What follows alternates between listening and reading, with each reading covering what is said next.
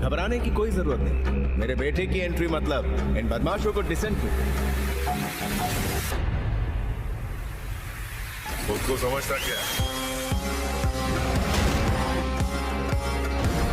कैसे पकड़ा पुष्पा को भंवर सिंह के आदमी ने, कितनी बुरी तरीके से भंवर सिंह ने पुष्पा से बदला लिया, कैसे पुष्पा ने अपने भाइयों से बदला लिया। तो hello friends, welcome back to your favourite YouTube channel bodyguard studio और मैं हूं आपकी दोस्त और होस्ट प्रगति सिन्हा।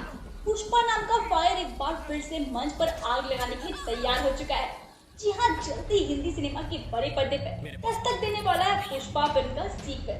दोस्तों, कल की वीडियो में हम सभी ने देखा था कि पुष्पा जॉन के साथ की हुई डील को पूरा करके वापस लौट ही रहा होता है कि अचानक से रास्ते में उसे गोपी का फोन आ जाता है और वो उसे ये खबर दे देता है कि उसके पीछे पड़े हुए भंवर सिंह के आदमी दरअसल उसके भाइयों ने ही उसके पीछे लगवाए थे। इस खबर को सुन के पुष्पा गुस्से में आग बबूला हो जाता है। दोस्तों, कल तक जो इस बात की खुशी मना रहे थे कि उन्होंने पुष्पा को ये डील करने से रोक दिया है और अब पुष्पा को 5 करोड़ रुपए का नुकसान होगा, उन्हें भी इस बात की खबर हो जाती है कि पुष्पा उनके हाथों से निकलकर उस डील करने में कामयाब हो चुका है।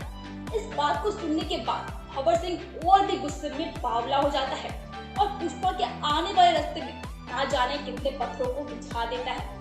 लंबा सफर करने के बाद जब पुष्पा बीच रास्ते में अपना ट्रक रोक कर थोड़ी देर आराम करता है, उसी दौरान भंवर सिंह का एक आदमी आकर पुष्पा के ट्रक का टायर पंचर कर देता है, जिसकी वजह से आधे रास्ते चलने के बाद पुष्पा बीच रास्ते में ही रुक जाता है और किसी को आसपास ना देखने की वजह से पुष्पा घने जंगलों में गिर जाता है। अंदर ही अंदर से लेकिन पुष्पा को पता चल जाता है इन सब के पीछे की वजह आखिर है कौन। अपनी घबराहट को ना बढ़ाते हुए और अपने आप को संभालते हुए पुष्पा घने जंगल में जाकर छुप जाता है, जिससे कि उसे भंवर सिंह के आदमी ढूंढ ही ना पाए। लेकिन पुष्पा ठहरा निहत्था और भंवर सिंह के आदमी के पास उस दौरान पिस्तौल और चाकू का ढेर होता है और पुष्पा को ढूंढने के लिए एक बहुत बड़ी टॉर्च भी होती है, जिसके इस्तेमाल से वो पुष्पा को आसानी से खोज सकते हैं। एक तरफ पुष्पा भूखा प्यासा एक पेड़ के नीचे छुप कर बैठा होता है, तो वहीं दूसरी तरफ भंवर सिंह के आदमी से खोजने में लग जाते हैं और वो उसमें कामयाब भी हो जाते हैं।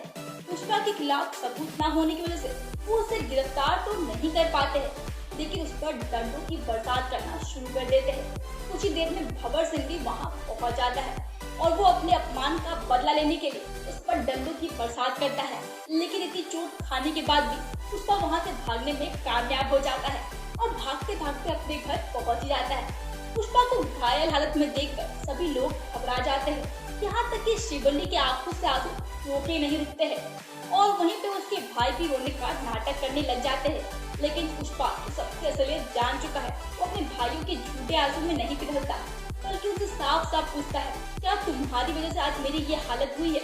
ये बात सुनकर सभी घर में सहम जाते हैं और पुष्पा के भाई एक दूसरे की तरफ देखने लग जाते हैं। पुष्पा उन्हें अपनी गलती सुधारने के लिए आखिरी मौका देता है और कहता है कि हाँ बोल दो, क्योंकि अगर मैंने कुछ कहा तो तुम्हारा हाल बेहाल कर दूंगा। ये सब सुनने के बाद पुष्पा के भाई अपने मुंह से एक शब्द नहीं निकालते, बल्कि उन्हें यही समझाते रहते हैं कि हम तुम्हारे भाई हैं, हम तुम्हारे साथ ऐसा क्यों करेंगे। आखिर पुष्पा का सब्र कम हो ही जाता है और पुष्पा हाथ में खंजर लेकर अपने भाइयों का गला काट देता है। फिल्म में हम पुष्पा का ऐसा डरावना रूप देखेंगे जिससे हम सभी ने अभी तक वाकिफ भी नहीं थे। इसके बाद पुष्पा और भी खतरनाक बन जाता है और ये बोलता है कि मुझसे गद्दारी करने वालों का अब यही हाल होगा। तो दोस्तों, ये देखना काफी दिलचस्प होगा कि पुष्पा भंवर सिंह का हाल कैसे बेहाल करता है। वैसे दोस्तों, अगर आप घर बैठे बैठे बोर हो गए हो और सिनेमा की दुनिया से जुड़े रहते रहते काम करना चाहते हो, तो डिस्क्रिप्शन बॉक्स में दिए गए जॉब लिंक पर क्लिक करिए और इस अपॉर्चुनिटी का भरपूर फायदा उठाइए। तो दोस्तों, अगर आपको ये वीडियो पसंद आई हो तो वीडियो को लाइक कीजिए, शेयर करिए अपने दोस्तों के साथ और हाँ, चैनल को सब्सक्राइब करना मत भूलिएगा।